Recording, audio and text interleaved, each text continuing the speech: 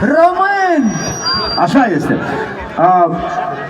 Vreau să vă mulțumim pentru că ați fost astăzi alături de noi în Piața Independenței aici în municipiul Ungheni, pentru că ați bătut la unison cu inimile noastre, acei din scenă, organizatorii acestei sărbători, pentru că v-ați pătruns de responsabilitate și, repet, vor trece ani și o să vă mândriți că astăzi ați fost la această sărbătoare de forare și de lansare a lucrărilor de construcție a acestui pod, podul de!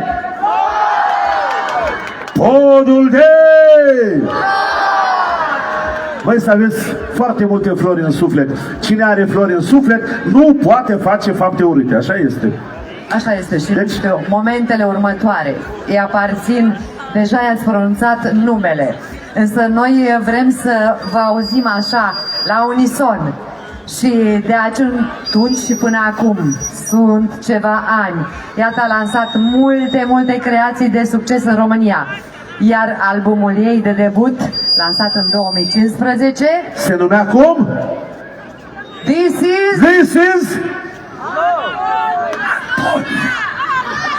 is convingător. Vă mulțumim. Acum trageți aer în piept, respirați adânc, pentru că va fi nebunie mare aici în scenă și ceea ce n-am observat sau am observat și nu mi-a plăcut, că nu vreți să dansați. Hai că la strigate doare gâtul, dar l-a dansat picioarele. Ia uitați că am primit și răspunsul. Stăm aici frate lângă frate, umăr lângă umăr, mână în mână, o singură inimă și ne-au spus pentru că nu avem loc. Asta este bucuria noastră. Ne-am adunat într-un număr atât de frumos și sperăm din toată inima, pentru că în curând peste aceste locuri, în acest loc, larma va dispărea și încet va fi liniștea aceea când la hotarul dintre zi și noapte se vor aprinde doar candelabrele, însă în inimile noastre, aici e dovada unui vis împlinit, a podului de flori. Eu, de dincolo de Prut, onorată alături de fratele meu de peste Prut.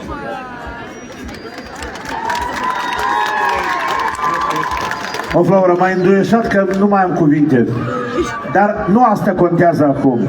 Acum contează că suntem pregătiți să o întâmpinăm.